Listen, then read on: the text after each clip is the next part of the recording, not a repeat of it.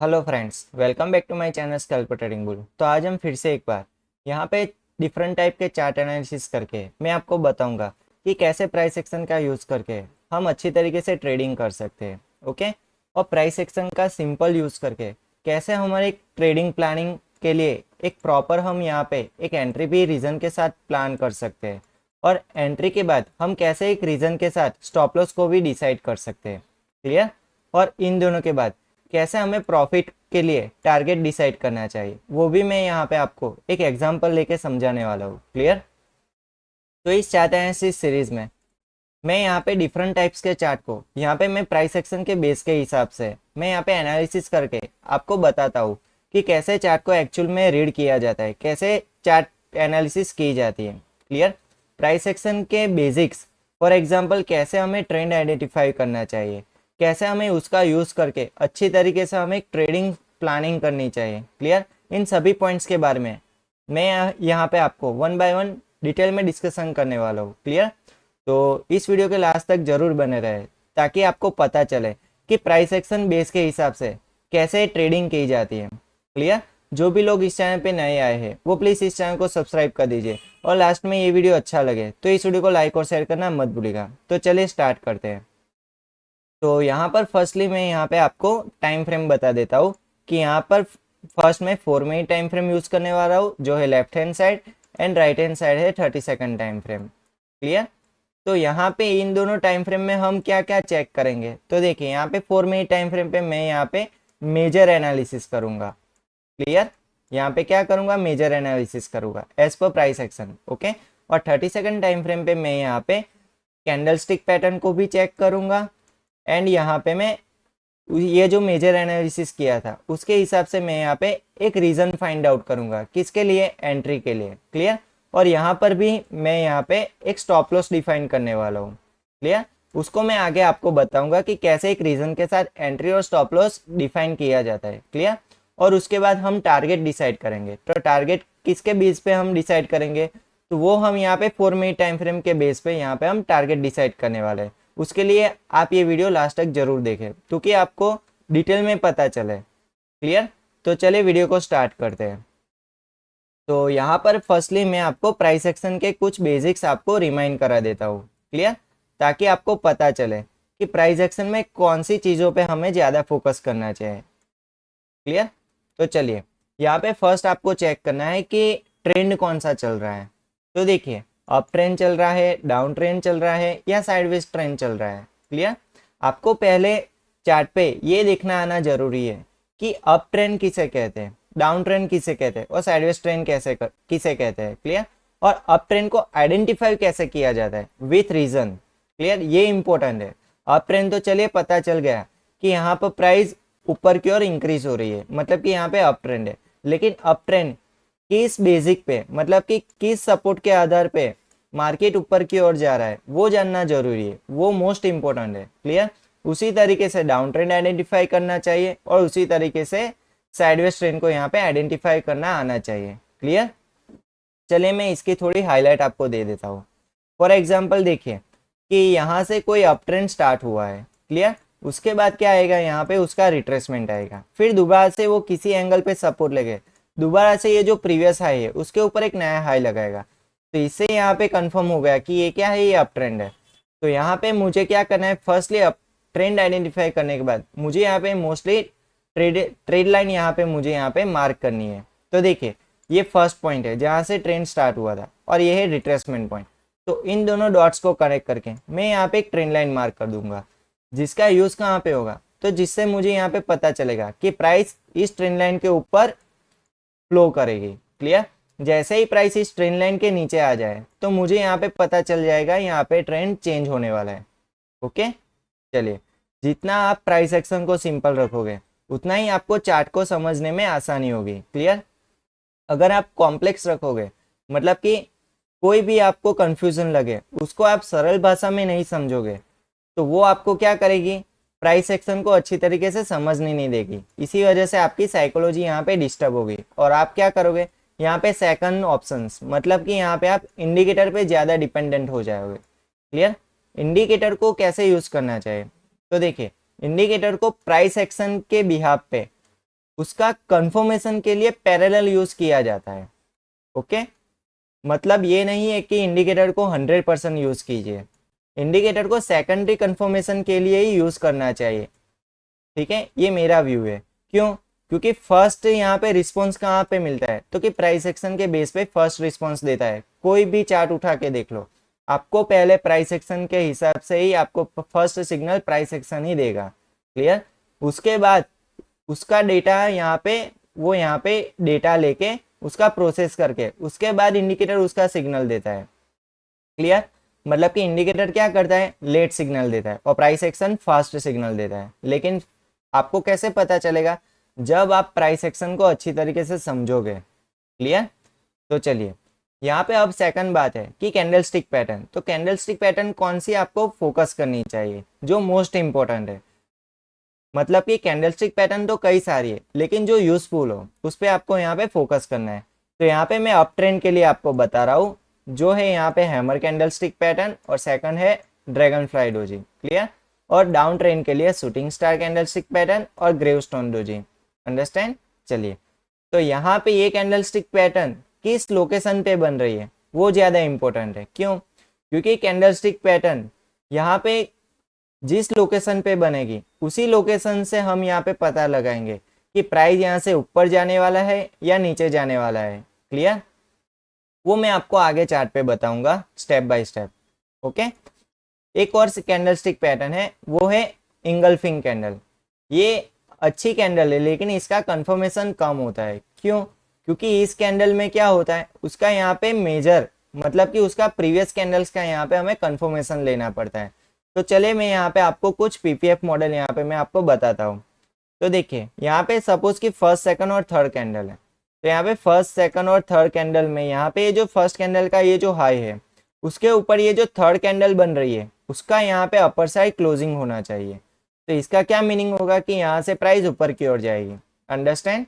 चलिए, फिर है यहाँ पे बियरिश पीपीएफ मॉडल। तो ये जो फर्स्ट, सेकंड और थर्ड कैंडल है, उसमें ये जो फर्स्ट कैंडल का लो है उसके नीचे ये थर्ड कैंडल क्या होनी चाहिए, क्लोज होनी चाहिए। ये क्या है यहाँ पे बियरिश पीपीएफ मॉडल। इसको भी मैं आपको आगे बताऊंगा कि इसका यूज कैसे करना है। अंडरस्टैंड? यहाँ पे आप बस इतना समझिए कि प्राइस एक्शन के लिए हमें क्या क्या चीजें बेसिक क्लियर्स होने चाहिए। अंडरस्टैंड? चलिए, इसके बाद आता है सपोर्ट और रेजिस्टेंस जोन।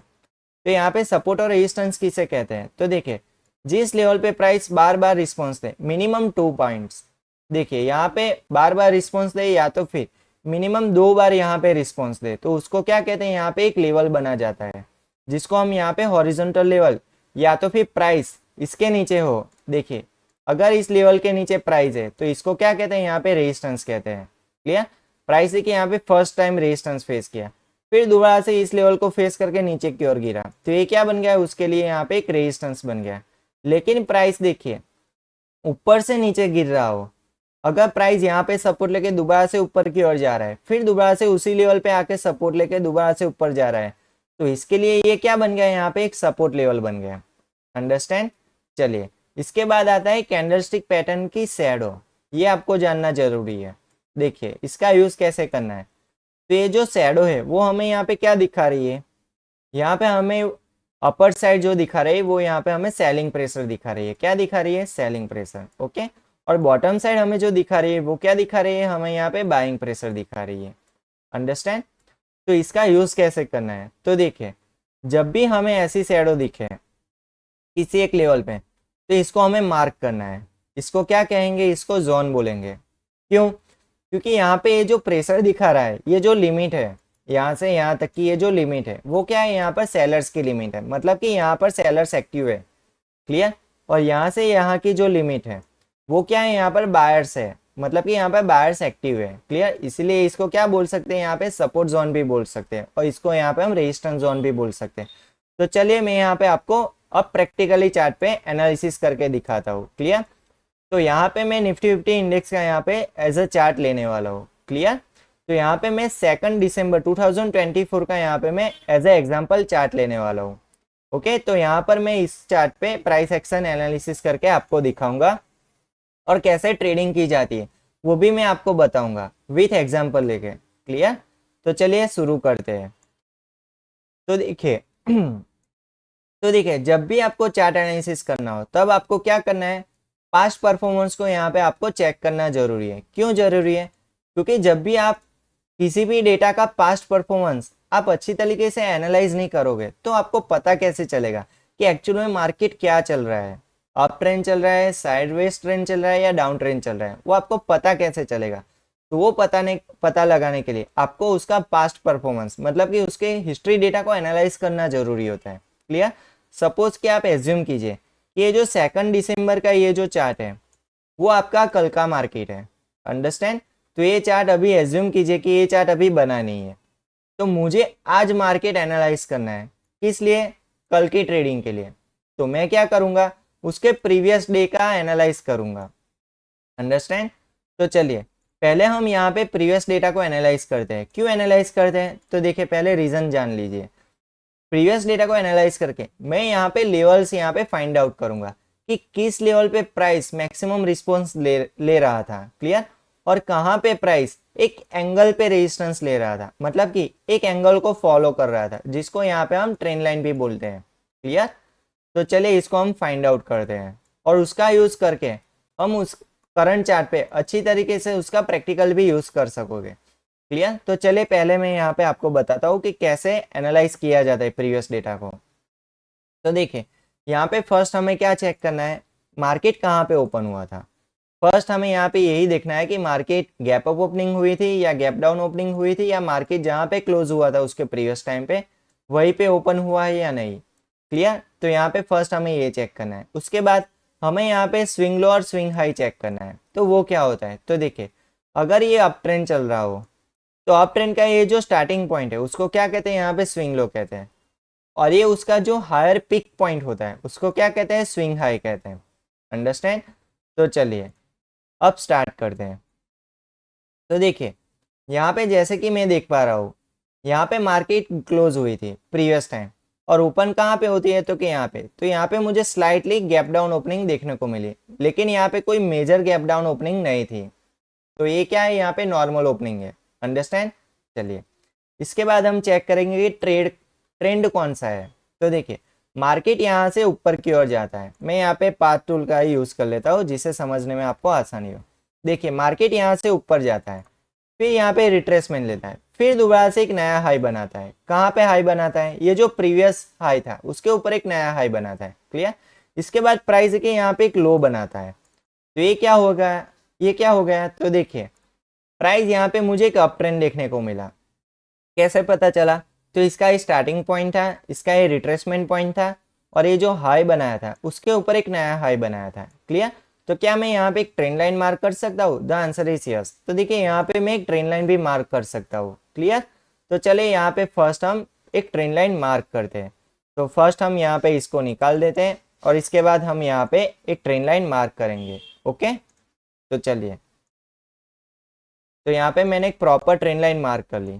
चलिए फिर इस ट्रेंड लाइन का क्या आता है? यहाँ पे ब्रेक डाउन आता है। ओके, तो ब्रेक डाउन आने के बाद क्या पता चला कि यहाँ पे अप ट्रेंड खत्म हो चुका है। क्या खत्म हो चुका है? ओके, तो यहाँ पे मैं क्या करूंगा, इसका यूज करके स्विंग हाई और स्विंग लो यहाँ पे मैं मार्क करूंगा।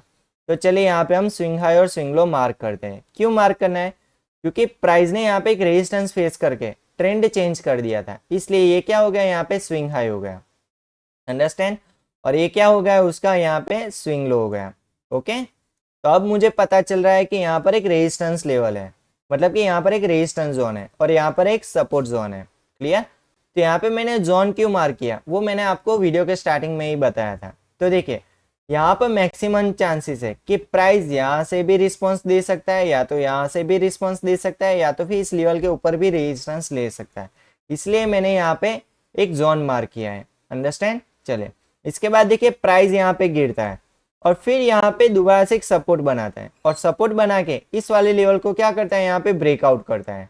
चलिए बढ़िया है, तो ब्रेकआउट होता है, उसके बाद क्या आता है? उसका रिट्रेसमेंट आता है। क्लियर? देखिए किसी भी लेवल का या ट्रेंड लाइन का जब भी ब्रेकआउट आएगा उसके बाद क्या आएगा? उसका रिट्रेसमेंट आएगा। कहाँ पे आएगा? या तो फिर उसी लेवल पे रिट्रेसमेंट आएगा, या तो फिर किसी ट्रेंड लाइन पे रिट्रेसमेंट आएगा। क्लियर? चलिए तो यहाँ पे हम इस लेवल को मार्क करेंगे। क्यों? क्योंकि यहाँ पे हमें छोटा सा एक बियरिश ट्रेंड देखने को मिला, तो उसका यहाँ पे हमने स्विंग हाई तो मार्क किया है, लेकिन हम इसका यहाँ पे स्विंग लो मार्क करेंगे। ओके, तो चलिए मार्क कर देते हैं। तो ये मैंने यहाँ पे शैडो पे स्विंग लो मार्क कर लिया। इसके बाद देखिए प्राइस ने यहाँ पे ब्रेकआउट दिखाया, फिर यहाँ पे एक रेजिस्टेंस फेस करते हुए प्राइस थोड़ा साइडवेज चला। उसके बाद यहाँ पे देखिए रिट्रेसमेंट देखने को मिला। जैसे कि मैंने बताया था, जैसे ही ब्रेकआउट होगा उसके बाद रिट्रेसमेंट आएगा। क्लियर? तो चलिए यहाँ पे ये जो ट्रेंड चला था, जो मैक्सिमम यहाँ पे जो रेजिस्टेंस फेस किया था, उसको हम यहाँ पे कंसीडर करके इसको हम मार्क करेंगे। क्लियर? चलिए यहाँ पे इस ट्रेंड लाइन का काम नहीं है, अब इसको निकाल देते हैं और यहाँ पे हम एक रेजिस्टेंस लेवल मार्क कर देते हैं। ओके, देखिए कैसे मार्क किया। तो देखिए प्राइस मैक्सिमम कहाँ से रेजिस्टेंस लिया था, तो कि इस लेवल से। तो यहाँ पर ये जो शैडोज थी उसको मैंने यहाँ पे कवर अप करके ये लेवल मार्क कर लिया। ओके, तो ये क्या बन गया, यहाँ पे रेजिस्टेंस जोन मिल गया। क्लियर? इसके बाद देखिए प्राइस यहाँ पे रिट्रेसमेंट लेता है, फिर दोबारा से इस लेवल पे रेजिस्टेंस लेता है। देखिए यहाँ पे मैंने जैसे कि बताया था कि जोन के पास प्राइस यहाँ पे रेजिस्टेंस ले सकता है, अदर देन अगर मैं यहाँ पे एक सिंगल लाइन मार्क करता। देखिए अगर मैं यहाँ पे सिंपली यहाँ पे मैं एक सिंगल लाइन मार्क करता तो क्या होता, तो मैं तो यही सोचता ना कि प्राइस इस वाले लाइन को टच करेगा, लेकिन यहाँ पे प्राइस तो इस वाले लाइन से नीचे यहाँ पे रेजिस्टेंस फेस करके यहाँ पे गिर गया। तो इससे बेहतर क्या है, एक्यूरेसी किस में मिलती है, हमें जोन में मिलती है। क्लियर? चलिए इस लाइन को यहाँ से निकाल देते हैं। इसके बाद देखिए प्राइस कांस्टेंट यहाँ पे रेजिस्टेंस फेस किया, बॉटम साइड सपोर्ट फेस किया और अपर साइड यहाँ पे एक ट्रेंड लाइन बना रहा था। क्लियर? कैसे पता चला, तो देखिए प्राइस यहाँ पे एक हाई बनाया, फिर यहाँ पे लो बनाया, फिर साइडवेज हो गया, फिर यहाँ पे एक हाई बनाया, फिर यहाँ पे लो हो गया, फिर यहाँ पे एक हाई बनाते हुए इस लेवल का यहाँ पे ब्रेकआउट किया। क्लियर? तो देखिए यहाँ पे एक स्टार्टिंग पॉइंट और यहाँ पे एक रिट्रेसमेंट पॉइंट, तो इन दोनों पॉइंट्स को हम यहाँ पे कनेक्ट करके ये वाली ट्रेंड लाइन मार्क कर लेते हैं। ऑन करेंगे मैग्नेट टूल, ये लगाया लो और ये लगाया हमने रिट्रेसमेंट पॉइंट को कनेक्ट कर दिया। क्लियर? तो इससे क्या पता चला कि प्राइस इस ट्रेंड लाइन को फॉलो कर रही थी। क्लियर? इसके बाद से इस ट्रेंड लाइन के यहाँ पे ब्रेक डाउन करने की कोशिश की, फिर दोबारा से प्राइस ऊपर साइड मूव करी गई। क्लियर? और इसके बाद इस वाले लेवल को यहाँ पे ब्रेकआउट करके फिर दोबारा से इसी ट्रेंड लाइन को रिटेस्ट किया और फाइनली यहाँ पे मार्केट रुक गई और यहाँ पे मार्केट क्लोज हो गई। क्लियर? तो यहाँ पे अपर साइड मुझे कौन सा एक लेवल देखने को मिला, तो कि ये वाला। क्यों? क्योंकि ये जो मुझे ट्रेंड लाइन दिखी थी तो वो क्या थी, यहाँ पे मैक्सिमम एंगल पे नहीं थी। देखिए यहाँ पे देखने वाली बात क्या है, यहाँ पे इस ट्रेंड लाइन का जो एंगल था वो 30 डिग्री से क्या था, कम था, इसलिए यहाँ पे मुझे मोमेंटम कम देखने को मिला। क्लियर? फर्स्ट पॉइंट ये है। सेकंड पॉइंट क्या है, इसका मुझे स्विंग लो मार्क करना है, जो मैंने ऑलरेडी यहाँ पे मार्क किया, और इसका मुझे स्विंग हाई मार्क करना है, तो वो मैं अब मार्क करूंगा। क्लियर? तो चलिए यहाँ पे हम स्विंग हाई मार्क कर देते हैं। क्लियर? तो देखिए यहाँ पे प्रीवियस डेटा को मैं जैसे ही एनालाइज करता हूँ तो मुझे यहाँ पे कितने लेवल्स मिल गए, तो देखिए first support, support, resistance, resistance and resistance, total मुझे यहाँ पे 6 पॉइंट्स मिल गए। अंडरस्टैंड? चलिए तो इसका यूज कैसे करना है, तो चलिए मैं आपको बताता हूँ। फर्स्ट हम यहाँ पे इस ट्रेंड लाइन का काम खत्म हो चुका है तो इसको हम निकाल देंगे। उसके बाद हम देखेंगे कि बॉटम साइड क्या कोई मेजर ट्रेंड लाइन मुझे यहाँ पे दिख रही है, नहीं, यहाँ पे मुझे कोई मेजर ट्रेंड लाइन यहाँ पे मुझे दिख नहीं रही। क्लियर? तो चलिए अब हमारा प्रीवियस डे का एनालिसिस खत्म हो चुका है। अंडरस्टैंड? अब हम बात करेंगे एक्चुअल एनालिसिस पे, मतलब कि करंट चार्ट पे अब हम एक्चुअल एनालिसिस स्टार्ट करने वाले हैं। क्लियर? जहाँ पे हम कैसे ट्रेड ले सकते हैं वो मैं आपको बताऊंगा। ओके, तो देखिए यहाँ पे जैसे कि आप देख सकते हैं कि फर्स्ट हमें क्या चेक करना है, फर्स्ट हमें यहाँ पे चेक करना है कि गैप अप या गैप डाउन ओपनिंग हुई है। तो देखिए प्रीवियस मार्केट कहाँ पे क्लोज हुआ था, तो कि यहाँ पे, फिर मार्केट कहाँ पे ओपन हुआ, तो कि यहाँ पे, तो यहाँ पे नियर बाई मार्केट ओपन हुआ है, मतलब कि यहाँ पे नॉर्मल ओपनिंग है। चलिए इसके बाद देखिए प्राइस इस रेजिस्टेंस लेवल के आसपास ओपन हो रहा है। क्लियर? अगर प्राइस ओपनिंग के टाइम हमारे जो प्रीवियस लेवल्स थे उसी के आसपास प्राइस अगर ओपन होता है तो एट अ टाइम हमें क्या करना है, 30 सेकंड टाइम फ्रेम ओपन करना है। क्यों ओपन करना है, क्योंकि वहां पे हमें ट्रेंड को समझना है। क्लियर? तो चलिए यहाँ पे जैसे कि मैं देख पा रहा हूँ 30 सेकंड टाइम फ्रेम पे मुझे एक बिग बार कैंडल शो हो रही है। कौन सी? Bearish single finger candlestick pattern. Understand? चलिए इसके बाद देखिए प्राइस यहाँ पे लो लगाता है, यहाँ पे पार्ट टूल का ही यूज करते हैं। चलिए यहाँ पे एक लो लगाता है, फिर यहाँ पे एक हाई लगाता है, फिर यहाँ पे एक लो लगाता है, फिर ये जो प्रीवियस लोअर हाई था उसको यहाँ पे ब्रेकआउट करता है, फिर दोबारा से यहाँ पे रिट्रेसमेंट ले रहा है। क्लियर? तो इससे मुझे यहाँ पे क्या पता चल रहा है कि प्राइस ने यहाँ पे लो लगाते हुए ये जो बियरिश ट्रेंड था उसको यहाँ पे क्या कर लिया, यहाँ पे खत्म कर लिया। कैसे पता चला? क्योंकि देखिए यहाँ पे मैं जैसे ही इस ट्रेंड लाइन को मार्क करूंगा तो आपको आइडिया आ जाएगा। इसका कलर थोड़ा चेंज कर देते हैं, चलिए इसका कलर ब्लू कर देते हैं। ओके, तो देखिए को निकाल देते हैं। तो देखिए इस ट्रेंड लाइन का यहाँ पे क्या है, यहाँ पे ब्रेकआउट आ गया है। ओके, तो यहाँ पे मुझे क्या दिख रहा है मेजर टाइम फ्रेम पे, वैसे ही मुझे यहाँ पे बिग बार कैंडलस्टिक पैटर्न दिख रही है। उसके बाद प्राइस इस लेवल को भी ब्रेक डाउन करता है और इस लेवल को भी यहाँ पे ब्रेक डाउन करता है और फाइनली यहाँ पे एक सपोर्ट बनाता है। तो कहाँ पे सपोर्ट दिखा मुझे 30 सेकंड टाइम फ्रेम पे, तो कि यहाँ पे। चलिए इसके बाद मुझे यहाँ पे क्या चेक करना है कि प्राइस कौन से एंगल पे नई ट्रेंड लाइन बना सकता था। तो उसके लिए मुझे यहाँ पे 30 सेकंड टाइम फ्रेम का यूज करना है। तो देखिए इसका यहाँ पे स्टार्टिंग पॉइंट क्या था, तो कि यहाँ पे था। तो यहाँ पे मैं क्या करूंगा, इसका कंफर्मेशन लूंगा, डबल कंफर्मेशन लूंगा। तो देखिए यहाँ पे फर्स्ट ट्रेंड लाइन का ब्रेकआउट हुआ था। क्लियर? इसके बाद देखिए यहाँ पे मुझे बुलिश पीपीएफ मॉडल दिख रहा है, तो यहाँ पे मुझे डबल कंफर्मेशन दिख रहा है। क्यों? क्योंकि जैसे कि मैंने वीडियो के स्टार्टिंग में ही आपको बताया था कि ये जो फर्स्ट कैंडल है उसके ऊपर ये थर्ड कैंडल अगर क्लोज होती है तो ये क्या हो गई, यहाँ पे बुलिश पीपीएफ मॉडल हो गई। ओके, तो ये कौन सी लोकेशन पे बन रही है वो भी ज्यादा इंपॉर्टेंट है। तो देखिए यहाँ पे वो इस ट्रेंड लाइन के ब्रेकआउट वाले लोकेशन पे बन रही है 30 सेकंड टाइम फ्रेम पे। ओके, तो चलिए यहाँ से पॉसिबिलिटी है कि प्राइस ऊपर की ओर मूव करेगा। तो देखिए यहाँ पे मैं चार्ट को थोड़ा और जूम कर देता हूँ, बिग टाइम फ्रेम पे ही ले लेते हैं ताकि आपको समझने में आसानी हो। ओके, तो देखिए यहाँ से नया ट्रेंड स्टार्ट हो गया। ये क्या था, ट्रेंड का स्टार्टिंग पॉइंट। चलिए इसके बाद प्राइस ने यहाँ पे क्या लगाया, हाई लगाया। फिर यहाँ पे छोटा सा एक रिट्रेसमेंट देखने को मुझे मिला। तो यहाँ पे क्या मिला मुझे, यहाँ पे रिट्रेसमेंट पॉइंट मिला। अंडरस्टैंड? तो मुझे ट्रेंड लाइन मार्क करने के लिए क्या चाहिए, ये दो ही पॉइंट चाहिए। ओके, तो चलिए यहाँ पे इन दोनों पॉइंट्स को मैं यहाँ पे क्या करूंगा, कनेक्ट करूंगा और एक नई ट्रेंड लाइन यहाँ पे मैं मार्क करूंगा। ओके, तो चलिए यहाँ पे मैंने एक नई ट्रेंड लाइन क्या कर ली, एक मार्क कर ली। क्लियर? तो चलिए यहाँ पे अब मैं क्या करूंगा, 4 मिनट टाइम फ्रेम ओपन करूंगा और यहाँ पे जो प्रीवियस लेवल था उसको मैं क्या करूंगा, यहाँ पे मार्क करने वाला हूँ। क्लियर? यहाँ पे जो प्रीवियस रेजिस्टेंस लेवल था उसको मैं यहाँ पे फर्स्ट मार्क करूंगा। पहले इसको मैं कनेक्ट कर लेता हूँ मिनी टाइम फ्रेम पे हिसाब से। ये फर्स्ट लेवल में यहाँ पे मार्क करता हूँ और यहाँ पे सेकंड लेवल भी मार्क करता हूँ और फिर यहाँ पे मैं इसके ऊपर वाला लेवल भी मार्क कर लेता हूँ, जिससे मुझे पता चले कि प्राइस ऊपर साइड कहाँ पे जा सकती है। अंडरस्टैंड? और ये बॉटम वाला लेवल भी मैं यहाँ पे, नया जो सपोर्ट लेवल है उसको भी मैं यहाँ पे मार्क कर लेता हूँ। चलिए ओके, तो यहाँ पे मुझे 30 सेकंड टाइम फ्रेम से पता चल गया कि प्राइस यहाँ से अप ट्रेंड मेरे को देखने को मिला, तो प्राइस इस वाले लेवल को भी रिटेस्ट कर सकता है, यहाँ पर भी रिटेस्ट कर सकता है, यहाँ पर भी रिटेस्ट कर सकता है और यहाँ पर भी रिटेस्ट कर सकता है। अंडरस्टैंड? तो अब मुझे क्या करना है, यहाँ पे सिर्फ मुझे इस ट्रेंड लाइन पे पॉसिबिलिटी चेक करनी है। तो चलिए यहाँ पे इस ट्रेंड लाइन को हम ध्यान से चेक करते हैं, जिससे हमें पता चले कि प्राइस कौन सी डायरेक्शन में आगे मूव कर सकता है। अंडरस्टैंड? तो देखिए यहाँ पे बुलिश पीपीएफ मॉडल दिखा, फिर यहाँ पे मुझे एक रिट्रेसमेंट पॉइंट दिखा।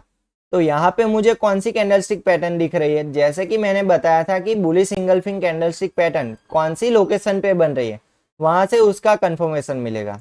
तो देखिए ये वाली जो कैंडल थी वो उसके फर्स्ट कैंडल के हाई के ऊपर क्लोज हो रही है, मतलब कि ये क्या दिखा रही है मुझे, strong bullish engulfing candlestick pattern दिखा रही है। और ये कहाँ पे बन रही है, ये यहाँ पे ट्रेंड लाइन पे बन रही है। चलिए बढ़िया है। और ये ट्रेंड लाइन पे कितनी कैंडल्स ने सपोर्ट लिया था, तो देखिए यहाँ पे मल्टीपल्स कैंडल्स ने यहाँ पे प्रीवियस टाइम सपोर्ट लिया था। 1 2 3 4 5 6 7 8, मतलब कि यहाँ पे मेजर कैंडल्स ने इस ट्रेंड लाइन पे सपोर्ट लिया था। तो ये ट्रेंड लाइन कैसी है, यहाँ पे ज्यादा ही इंपॉर्टेंट ट्रेंड लाइन है। चलिए तो इस कैंडल के बाद इस कैंडल पे हम एक एंट्री प्लान कर सकते हैं। क्यों? क्योंकि मुझे यहाँ पे रीजन मिल गया कि यहाँ पर मुझे एक अप ट्रेंड लाइन मिल गई है प्रॉपर, और यहाँ पे मुझे बुलिश पीपीएफ मॉडल भी दिख रहा है विथ यहाँ पे कैंडल कंफर्मेशन। तो यहाँ पे इसके बाद में एक एंट्री प्लान कर सकता हूँ। तो चले यहाँ पे मैं अगर एंट्री प्लान करता तो मेरा रिस्क रेशियो कैसा बनता और मेरा स्टॉप लॉस कहाँ पे लगता। तो देखिए स्टॉप लॉस के लिए सेफ साइड कौन सी होती, इस ट्रेंड लाइन के नीचे। तो इस ट्रेंड लाइन के नीचे हम यहाँ पे सेफ स्टॉप लॉस प्लान कर सकते थे। अदरवाइज ये जो बुलिश पीपीएफ मॉडल था उसका ये जो लोअर पॉइंट था, इसका ये जो लोअर पॉइंट था उसको भी हम यहाँ पे as a stop loss consider कर सकते थे। तो चलिए यहाँ पे हम स्टॉप लॉस चेक करते हैं। मैं यहाँ पे ट्रेंड लाइन के नीचे स्टॉप लॉस लेने वाला हूँ। क्लियर। तो देखिए यहाँ पे 19 पॉइंट पे मुझे यहाँ पे अच्छी तरीके से एक एंट्री मिल जाती है। क्लियर। तो यहाँ पे 30 सेकंड टाइम फ्रेम पे हमने एंट्री और स्टॉप लॉस कैसे लगाना चाहिए उसके रीजन के साथ हमने यहाँ पे डिस्कशन कर लिया। अब बात करेंगे टारगेट कैसे डिसाइड किया जाता है। तो टारगेट के लिए हमें आना है दोबारा से 4 मिनट टाइम फ्रेम पे। ओके। तो यहाँ पे हमें जो प्रीवियस रेजिस्टेंस लेवल है उसी को ही हमें यहाँ पे एज ए टारगेट प्लान करना है। तो यहाँ पे हमें मल्टीपल टारगेट्स मिलेंगे। तो देखिए फर्स्ट ये T1 है, सेकंड ये T2 बन गया, थर्ड ये T3 बन गया। मतलब कि जैसे ही प्राइस इस T1 को टच करे तो वहाँ पे क्या करना है, रिस्क रिवॉर्ड रेशियो को मैनेज करना है। तो चले यहाँ पे अगर प्राइस यहाँ पे इस लेवल को टच करता है तो मैं यहाँ पे 30 सेकंड टाइम फ्रेम पे ही आपको बता देता हूँ। अगर प्राइस इस वाले लेवल को टच करता है तो मुझे एग्जिट कहाँ पे मिलेगी, तो यहाँ पे मिलेगी। चलिए तो यहाँ पे मुझे कितने पॉइंट्स मिल सकते थे, तो देखिए यहाँ पे मुझे 46 पॉइंट्स यहाँ पे मुझे मिल सकते थे। कितने रिस्क पे, 19 रिस्क पे। अंडरस्टैंड। तो यहाँ पे अब की बार मैं क्या करता, अब मैं यहाँ पे अपनी 50% क्वांटिटी एग्जिट कर देता। क्यों, क्योंकि मुझे अगर T1 से T2 पर जाना है, मतलब कि और भी ज़्यादा आगे मुझे इस एंट्री को कंटिन्यू करना है, तो मैं यहाँ पे 50% क्वांटिटी T1 पे ही एग्जिट कर देता। ओके। और इसके बाद बाकी रही जो 50% क्वांटिटी है उसको मैं आगे बढ़ाता T2 के लिए। क्लियर। और यहाँ पे अब मैं क्या करता, स्टॉप लॉस भी मैं यहाँ पे प्रॉफिट में ले जाके रख देता। तो देखिए ये जो रिस्क पे मेरा जो स्टॉप लॉस था उसको मैं क्या करता, यहाँ पे ये जो प्रॉफिट वाला सेक्शन था उसी पे लाके मैं अपने स्टॉप लॉस को रख देता। मतलब कि प्रॉफिट में ही मेरा यहाँ पे स्टॉप लॉस आ जाता। क्लियर। तो यहाँ पे मेरा रिस्क कैसा रहता, T2 के लिए 0 रिस्क हो जाता। ओके। तो ऐसे प्रॉफिट को मैनेज किया जाता है। तो देखिए T2 के लिए हम अगर प्लान करते तो यहाँ पे मुझे एग्जिट कहाँ पे मिलती, तो कि यहाँ पे एग्जिट मुझे मिल सकती थी। तो उस टाइम पे मुझे 64 पॉइंट्स मुझे यहाँ पे मिल सकते थे। ओके। चलिए तो ऐसे हम अपने प्रॉफिट को एक्सटेंड करके अच्छी सी ट्रेडिंग भी कर सकते हैं। क्लियर। तो यहाँ पे मुझे कहाँ पे मैक्सिमम प्रॉफिट मिल सकता था, तो कि इस वाले लेवल तक मुझे यहाँ पे मैक्सिमम प्रॉफिट मिल सकता है। लेकिन मुझे प्राइस एक्शन का रूल्स क्या बता रहा है कि जैसे ही मुझे T1 मिले, T2 मिले, तो वैसे ही मुझे अपने क्वांटिटी को एग्जिट करते जाना है। फर्स्ट मुझे यहाँ पे 50% क्वांटिटी एग्जिट करनी है, उसके बाद मुझे यहाँ पे बाकी रही जो रिमेनिंग क्वांटिटी है उसमें से 30% क्वांटिटी एग्जिट करनी है। तो ऐसे ही मैं जैसे T1, T2, T3 पे जाता रहूँगा तो लास्ट में मुझे यहाँ पे कितनी क्वांटिटी मिल जाएगी, 20% क्वांटिटी। क्लियर। तो ओवरऑल मेरा ट्रेडिंग कैसा होता है, यहाँ पे प्रॉफिटेबल होता है। अंडरस्टैंड। तो देखिए जैसे ही यहाँ पे अगर मैं T2 पे प्लान करता अपने एंट्री को, तो यहाँ पर ये टारगेट अचीव नहीं हुआ है। अंडरस्टैंड। तो यहाँ पे क्या हो जाता, तो देखिए यहाँ पे मुझे यहाँ पे लॉस देखने को मिलता है। लेकिन यहाँ पे लॉस कहाँ पे होता है, मेरा प्रॉफिट में ही अपना लॉस चलता हो। क्लियर। ऑलरेडी मैंने यहाँ पे एक प्रॉफिट ले चुका था, तो प्रॉफिट में से ही मैं ट्रेडिंग कर रहा था। क्लियर। तो ऐसे रिस्क को मैनेज किया जाता है। अंडरस्टैंड। चलिए अब आगे बढ़ते हैं। इसके बाद देखिए प्राइस यहाँ पे इस रेजिस्टेंस लेवल पे क्या दिखा रहा है, मुझे शूटिंग स्टार दिखा रहा है। तो जैसे कि मैंने बताया था कि प्राइस अगर किसी एक लेवल पे 2 बार रिस्पॉन्स दे तो वो क्या बन जाता है, यहाँ पे रेजिस्टेंस बन जाता है। क्लियर। तो यहाँ पे देखिए फर्स्ट टाइम रिस्पॉन्स दिया, फिर यहाँ पे मुझे सेकंड टाइम यहाँ पे रिस्पॉन्स देखने को मिला, तो ये क्या बन गया, यहाँ पे स्ट्रॉन्ग रेजिस्टेंस बन गया। अंडरस्टैंड। तो यहाँ पे मुझे क्या दिख रहा है, शूटिंग स्टार दिख रहा है। तो जैसे कि मैंने बताया था कि डाउन ट्रेंड के लिए हमें क्या देखना है, यहाँ पे 2 कैंडलस्टिक पैटर्न। फर्स्ट है शूटिंग स्टार, सेकंड है ग्रेवस्टोन डोजी। तो उसमें से मुझे ये फर्स्ट कैंडल शो हो रही है, तो इसके हिसाब से क्या मैं अपनी एंट्री प्लान कर सकता हूँ? The answer is yes. तो देखिए यहाँ पे इस कैंडल को मैं यहाँ पे टारगेट प्लान करता। क्लियर। और इसके बाद इसकी जो नेक्स्ट कैंडल है उसके कंफर्मेशन के बाद मैं यहाँ पे एंट्री प्लान कर सकता था। तो कैसी कंफर्मेशन, तो ये जो कैंडल थे उसको मैं 30 सेकंड टाइम फ्रेम पे ओपन करता। इसको मैं पहले यहाँ पे मार्क कर देता। क्लियर। इसके बाद मैं 30 सेकंड टाइम फ्रेम ओपन करता, और यहाँ पे मैं एक ट्रेंड लाइन को चेक करता, तो देखिए ये रहा 30 सेकंड टाइम फ्रेम पे, ये रही शूटिंग स्टार, यहाँ से यहाँ तक शूटिंग स्टार बन रही है। चलिए इसके बाद रिट्रेसमेंट कहाँ पे देखने को मिला मुझे, यहाँ पे। तो यहाँ पे मैं क्या करूँगा, एक ट्रेंड लाइन मार्क करूँगा। ओके, तो चलिए यहाँ पे मैं जैसे ही एक ट्रेंड लाइन मार्क करता हूँ तो वैसे मुझे यहाँ पे क्या बेनिफिट मिलेगा, मुझे यहाँ पे एक व्यू देखने को मिल जाएगा। क्लियर। चलिए तो प्राइस देखिए यहाँ पे लो लगाता है, फिर लोअर हाई लगाता है, फिर यहाँ से रिजेक्शन फेस करते हुए प्राइस यहाँ पे नीचे की ओर गिरता है। ओके, फिर दोबारा से ट्रेंड लाइन के पास कहाँ पे जा रही है प्राइस, तो देखिए यहाँ पे प्राइस दोबारा से इस लेवल को जैसे ही ब्रेक डाउन करता है, लेकिन इस ट्रेंड लाइन के पास प्राइस नहीं जा रही है, मतलब कि यहाँ पे क्या आ रहा है, एक ब्रेकआउट आ रहा है। तो यहाँ पे कोई भी एंट्री रीजन के साथ हमारी बन नहीं रही है। क्लियर। अगर प्राइस इस ट्रेंड लाइन के पास आती नियर बाय रिट्रेसमेंट, देखिए यहाँ पे रिट्रेसमेंट लेने के बाद प्राइस अगर नियर बाय इस ट्रेंड लाइन के पास आती यहाँ पर, तो यहाँ पे हम एक बियरिश ट्रेंड के हिसाब से एक ट्रेडिंग प्लान कर सकते थे। क्लियर। लेकिन प्राइस इस रिट्रेसमेंट के पास कितने दूर आई, यहाँ पे, मतलब कि ये क्या था, यहाँ पे लॉन्ग डिस्टेंस था। तो यहाँ पे ऑलरेडी जो डाउन ट्रेंड था वो यहाँ पे खत्म होने वाला था। क्यों, क्योंकि बॉटम साइड यहाँ पे स्ट्रॉन्ग बायर्स एक्टिव थे। क्लियर। और प्राइस देखिए यहाँ पे जैसे ही ब्रेक डाउन करता है, फिर यहाँ पे एक सपोर्ट बनाता है, फिर दोबारा से इसी लेवल पे रेजिस्टेंस फेस करते हुए नीचे की ओर गिरता है, फिर प्राइस देखिए यहाँ पे कांस्टेंट ऊपर जाने की कोशिश कर रहा है। देखिए इस लेवल पे भी सपोर्ट लिया, फिर यहाँ पर भी सपोर्ट लिया। क्लियर। और प्राइस इस वाले लेवल का ब्रेकआउट करने की कोशिश कर रहा है। तो इससे क्या पता चलता है कि यहाँ पर मुझे ये पता चलता है कि प्राइस यहाँ पे अप ट्रेंड की शुरुआत कर रहा है। तो ये क्या था, अप ट्रेंड का स्टार्टिंग पॉइंट, फिर ये था उसका रिट्रेसमेंट पॉइंट, और फाइनली यहाँ पे मुझे एक डाउन ट्रेंड लाइन देखने को मिल रही थी। तो यहाँ पे क्या हम एक ट्रेंड लाइन मार्क कर सकते हैं? यस। क्यों मार्क करनी है? क्योंकि यहाँ पे मुझे कंफर्मेशन मिलेगा। कैसा कंफर्मेशन? तो देखिए प्राइस इस ट्रेंड लाइन के ऊपर मूव कर रही है, ऐसा कंफर्मेशन। तो यहाँ पे देखिए इस ट्रेंड लाइन का ब्रेकआउट होता है, फिर देखिए प्राइस क्या इस लेवल को ब्रेकआउट करती है with confirmation? The answer is no. क्यों? क्योंकि देखिए प्राइस इस लेवल को जैसे ही ब्रेकआउट करती है फिर दोबारा से यहाँ पे रिटेस्ट करती है। तो इसका क्या मीनिंग है कि प्राइस यहाँ पे साइडवेज है और यहाँ पे मोमेंटम कम है। तो हमें क्या करना है, जब भी मोमेंटम कम हो तब हमें एंट्री प्लान नहीं करनी है। क्यों? क्योंकि वहां से थीटा डीके होता है। क्लियर। तो चलिए यहाँ पे प्राइस सपोर्ट बनाया, फिर यहाँ पे रेजिस्टेंस फेस किया, फिर दोबारा से यहाँ पे सपोर्ट बनाया, मतलब कि प्राइस यहाँ पे इस जोन के अंदर ही साइडवेज चल रही थी। क्लियर।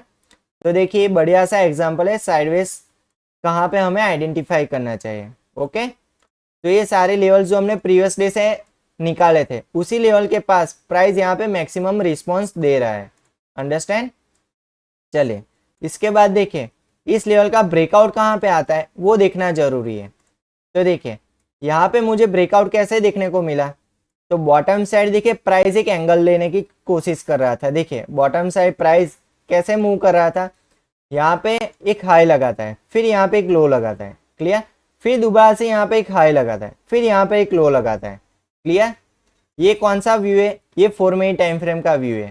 क्लियर। यहाँ पे ये जो ट्रेंड लाइन मार्क की थी वो किसके बेस पे की थी? 30 सेकंड टाइम फ्रेम के बेस पे। क्लियर। तो यहाँ पे इस ट्रेंड लाइन का काम खत्म हो चुका है, तो इसको निकाल देते हैं। तो यहाँ पे हम इस लेवल को मार्क करेंगे पहले, फिर इसके बाद हम इसके रिट्रेसमेंट लेवल को भी मार्क करेंगे। क्लियर। तो यहाँ पे हम एक नई ट्रेंड लाइन मार्क करेंगे। तो चलिए यहाँ पे हम एक नई ट्रेंड लाइन मार्क कर देते हैं। ओके, तो इससे अब मुझे क्या पता चलेगा कि प्राइस इस ट्रेंड लाइन को फॉलो कर सकता है। अंडरस्टैंड। तो देखिए प्राइस यहाँ पे जैसे ही रेजिस्टेंस फेस करता है दोबारा से इस ट्रेंड लाइन के पास आता है। तो इस बार प्राइस क्या करता है, यहाँ पे मुझे कैंडलस्टिक पैटर्न का एक कंफर्मेशन देता है। कौन सी कैंडलस्टिक पैटर्न है? तो देखिए यहाँ पे मुझे एक अच्छी सी बुली सिंगल यहाँ पे अच्छी सी मुझे एक हैमर कैंडलस्टिक पैटर्न देखने को मिल रही है, जिससे मुझे पता चल रहा है कि प्राइस यहाँ पे एक सपोर्ट बना के अपर साइड मूव कर सकती है। क्यों? क्योंकि यहाँ पे बाइंग प्रेशर कैसा है, यहाँ पे ज्यादा मैक्सिमम बाइंग प्रेशर है। ओके चलिए इसके बाद देखिए प्राइस यहाँ पे इस ट्रेंड लाइन पे कोई अच्छी कैंडलस्टिक पैटर्न बना रही है? The answer is yes. यहाँ पे देखिए मुझे एक ड्रैगन फ्लाई डोजी देखने को मिल रही है। क्लियर। तो यहाँ से मुझे कंफर्मेशन मिल रहा है कि फर्स्ट यहाँ पे मुझे सिग्नल मिला, फिर सेकंड मुझे यहाँ पे सिग्नल मिला। तो यहाँ पे इस कैंडलस्टिक पैटर्न के फॉर्म होने के बाद यहाँ पे हम एक रिस्क ले सकते थे। तो कैसा रिस्क ले सकते थे? तो चलिए उसके लिए हम 30 सेकंड टाइम फ्रेम ओपन करते हैं। तो यहाँ पे मैं चार्ट को लिंक किया हुआ है, इसको हम यहाँ पे मार्क करेंगे, फिर दोबारा से हम 30 सेकंड टाइम फ्रेम ओपन करेंगे और यहाँ पे हम एक एंट्री प्रॉपर रीजन के साथ चेक करेंगे कि यहाँ पे कौन सी एंट्री बन सकती थी।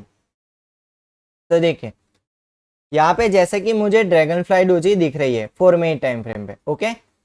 और प्राइस देखिए यहाँ पे कांस्टेंट अप ट्रेंड मेरे को देखने को मिल रही है। इस कैंडलस्टिक पैटर्न को देखिए, यहाँ पे मैक्सिमम मुझे हैमर कैंडलस्टिक पैटर्न देखने को मिल रही है, क्लियर। तो यहाँ पे अच्छी तरीके से मैं एक एंट्री प्लान कर सकता था। देखिए यहाँ पे एक हैमर कैंडलस्टिक पैटर्न मुझे दिखी और उसका यहाँ पे मुझे कंफर्मेशन भी देखने को मिला। ये क्या था, यहाँ पे bullish engulfing candlestick pattern, clear. तो यहाँ पे मुझे बुलिश पीपीएफ मॉडल भी देखने को मिल रहा है। तो फाइनली मुझे यहाँ पे पता चल गया कि इस ट्रेंड लाइन का ये जो रेजिस्टेंस लेवल था उसका यहाँ पे ब्रेकआउट आ सकता है, अंडरस्टैंड। तो यहाँ पे छोटा सा स्टॉप लॉस प्लान करके यहाँ पे एक रिस्क लिया जा सकता है। तो देखिए जैसे ही इसका कंफर्मेशन मिलता तो इसके बाद ये वाली कैंडल पे एक प्रॉपर एंट्री बन सकती थी। तो अब इसका स्टॉप लॉस कहाँ पे होता, क्योंकि ये जो कैंडल थी बुलिश पीपीएफ मॉडल उसके लो के नीचे हम एक स्टॉप लॉस प्लान कर सकते थे। तो चलिए यहाँ पे अपना रिस्क कितना बनता है, यहाँ पे 10 पॉइंट का अपना यहाँ पे रिस्क बनता है और एंट्री इस वाले कैंडलस्टिक पैटर्न पे हमारी यहाँ पे एंट्री बन सकती थी, क्लियर। तो ऐसे रिस्क को कंट्रोल करके छोटे छोटे रिस्क लेके हम अच्छी तरीके से ट्रेडिंग प्लान कर सकते हैं रीजन के साथ, ओके। तो हमने यहाँ पे एंट्री और स्टॉप लॉस डिसाइड कर लिया, क्लियर। अब हम क्या करेंगे, यहाँ पे हम एक ट्रेंड लाइन को चेक करेंगे कि एंट्री और स्टॉप लॉस तो प्लान कर लिया, लेकिन अब हम क्या करेंगे, टारगेट के लिए रीजन चेक करेंगे। तो उसके लिए हमें क्या चाहिए, या तो फिर एक ट्रेंड लाइन चाहिए या तो फिर प्रीवियस रेजिस्टेंस चाहिए। तो यहाँ पे अपर साइड कोई रेजिस्टेंस है नहीं, क्योंकि हमें यहाँ पे कोई अपर रेजिस्टेंस देखने को मिला नहीं है पास्ट रिकॉर्ड में, क्लियर। लेकिन हम यहाँ पे जैसे ही उसके और भी प्रीवियस डेटा को चेक करते हैं तो मुझे पता चलता है कि यहाँ पर प्राइस एक सपोर्ट ले चुका था, क्लियर। ये कौन सी डेट को, तो कि 28 डेट के आसपास यहाँ पे प्राइस एक सपोर्ट ले चुका था। तो इसको क्या हम एक रेजिस्टेंस प्लान कर सकते हैं, द आंसर इज यस। क्यों, क्योंकि यहाँ पे प्राइस जैसे ही प्रीवियस डेटा पे के आसपास आएगा तो वहाँ पे वो रिस्पॉन्स देने की पॉसिबिलिटी रखता है। तो देखिए यहाँ पे मुझे एक रेजिस्टेंस लेवल मिल गया, क्लियर। आपको पता चल गया कि अगर प्रीवियस डेटा के हिसाब से मुझे अपर कोई भी लेवल नहीं मिला है तो उसके बाद मुझे क्या करना है, और भी प्रीवियस डेटा को चेक करना है और चेक करके ये फाइंड आउट करना है कि अपर साइड मुझे कौन सा नियर बाई एक लेवल दिख रहा है। क्यों, क्योंकि इन दोनों के बीच में ये जो गैप होगी वो मार्केट फिल करने वाला है, क्लियर। तो इस गैप से क्या होगा, हमारे यहाँ पे प्रॉफिट मिल सकता है, क्लियर। ये था फर्स्ट रीजन टारगेट के लिए। सेकंड क्या है, यहाँ पे मुझे एक ट्रेंड लाइन भी चेक करनी है।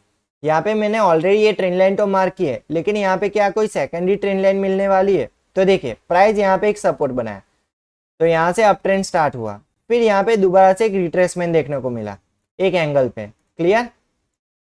तो इसके हिसाब से मैं यहाँ पर एक सेकंड ट्रेंड लाइन भी मार्क कर सकता हूँ।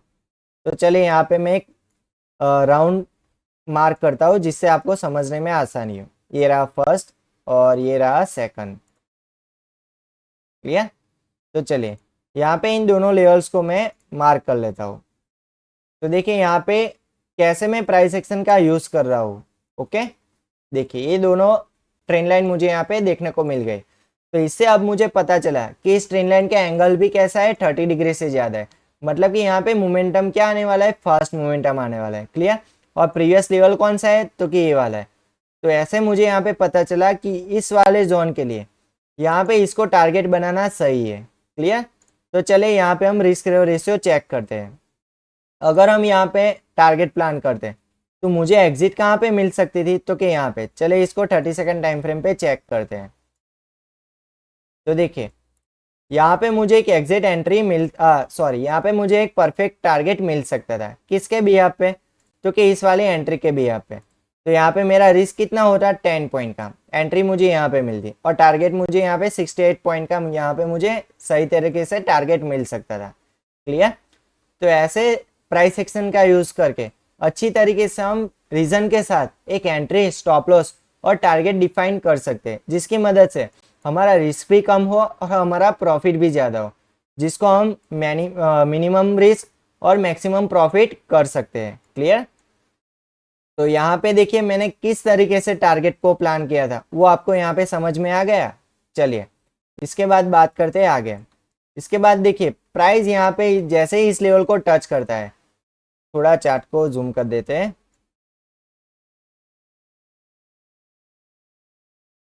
ओके, देखिए इसके बाद देखिए प्राइस जैसे ही इस लेवल को टच करता है, थोड़ा सा यहाँ पे रिट्रेसमेंट लेता है, फिर यहाँ पे ये जो लेवल था उसके ऊपर एक नया हाई बनाता है और फाइनली इस लेवल का ब्रेकआउट आता है। ब्रेकआउट आने के बाद प्राइस इसी लेवल पे क्या ले रहा है, सपोर्ट ले रहा है। तो देखिए यहाँ पे मैंने जो ये जॉन मार्क किया था वो यहाँ पे यूजफुल हो गया। तो देखिए प्राइस इस वाले लोअर लिमिट को भी टच कर रहा है, हायर लिमिट को भी टच कर रहा है, दोबारा से रिट्रेसमेंट लेके इस लोअर लिमिट को भी दोबारा से टच कर रहा है। क्लियर। इसके बाद देखिए फाइनली यहाँ पे ब्रेकआउट आता है। ब्रेकआउट आने के बाद अपर साइड मुझे क्या देखने को मिलता है, शूटिंग स्टार। तो शूटिंग स्टार का क्या मीनिंग है, यहाँ से प्राइस गिरने वाला है। क्लियर। फिर देखिए प्राइस यहाँ पे दोबारा से सपोर्ट लेता है, तो इसका क्या मीनिंग है कि प्राइस यहाँ पर एक साइडवेज जाने वाली है। अपर साइड यहाँ पे शूटिंग स्टार दिखा, बॉटम साइड यहाँ पे सपोर्ट है। जब तक प्राइस इस शूटिंग स्टार के ऊपर नहीं निकलेगा तो ये क्या बनेगा, यहाँ पे एज अ रेजिस्टेंस का काम करेगा। अंडरस्टैंड। फिर देखिए प्राइस यहाँ पे रुक जाती है और यहाँ पे मार्केट क्लोज हो जाता है। क्लियर। तो आज हमने यहाँ पे अच्छी तरीके से चार्ट एनालिसिस कैसे किया जाता है वो हमने आज समझा प्रैक्टिकली। क्लियर। तो आई होप आपको इस वीडियो से पता चला होगा कि कैसे प्राइस एक्शन का यूज करके हम चार्ट एनालिसिस कर सकते हैं, कैसे चार्ट को रीड करना चाहिए। जब भी हम प्राइस एक्शन के बेसिक्स के आधार पे चार्ट को एनालिसिस करते हैं तब हमारे माइंड में कंफ्यूजन कम होता है, इसी वजह से हम सही तरीके से ट्रेड फाइंड आउट कर सकते हैं। क्लियर। और उसी वजह से हम एक प्रॉपर एंट्री रीजन के साथ फाइंड आउट कर सकते हैं। ओके। एंट्री लेने के बाद कैसे स्टॉप लॉस डिसाइड करना चाहिए वो भी मैंने यहाँ पे विथ एग्जांपल आपको डिटेल में बताया। क्लियर। और एंट्री और स्टॉप लॉस लेने के बाद कैसे टारगेट डिसाइड करना चाहिए वो ज्यादा इंपॉर्टेंट है। क्यों? क्योंकि कुछ लोग एंट्री ले लेते हैं, स्टॉप लॉस भी लगा देते हैं, लेकिन वो उसको एग्जिट कहाँ पे लेना है वो उनको पता नहीं होता। तो यहाँ पे मैंने कैसे एग्जिट लेनी चाहिए वो with reason price action base के हिसाब से वो मैंने यहाँ पे एग्जाम्पल के तौर से मैंने आपको बताया है। क्लियर। तो आई होप आपको आज का ये वीडियो अच्छा लगा होगा।